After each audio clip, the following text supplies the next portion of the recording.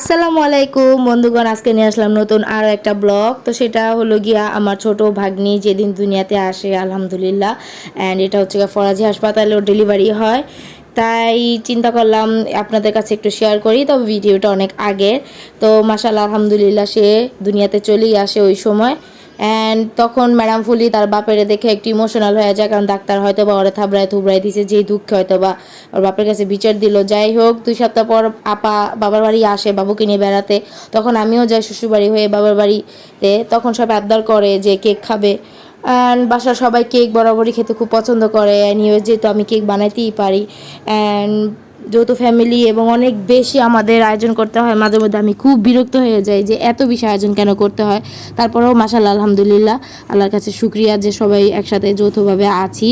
ইনশাআল্লাহ আগামীতেও থাকবে এভাবেই, আল্লাহ আমাদেরকে রাখুক। আপনাদের সাথে কথা বলতে বলতে আমার কেক বেক করা হয়ে যায়। এরপরে হলো গিয়ে আমার কেক ডেকোরেশন শুরু করে দিই, আর অন্যদিকে আমি চিকেন ম্যারিনেট করে তারপর চিকেন ফ্রাই করি, আর লুচি ভাজি, সাথে ছিল রায়তা। আর একটা কেক বানাই নিই, চকলেট কেক, যেহেতু মাশাআল্লাহ বলেই দিয়েছি আমরা যৌথ ফ্যামিলি। আর এই আয়োজনটা মূলত 3টা কারণে করা হয়। প্রথম কারণ হচ্ছে গিয়ে আমার ভাগ্নি যেহেতু পৃথিবীতে আসে ওই সময় নতুন, আর আমার ওই দিন জন্মদিন ছিল জানুয়ারি 1 তারিখে, আর ছিল 31st নাইট। সেই উপলক্ষে সেই সুবাদে একটু ছোটোখাটো আয়োজন করি। তো আজকের মতো ভিডিও এই পর্যন্তই। ভালো লাগলে লাইক কমেন্ট শেয়ার করবেন। আল্লাহ হাফেজ।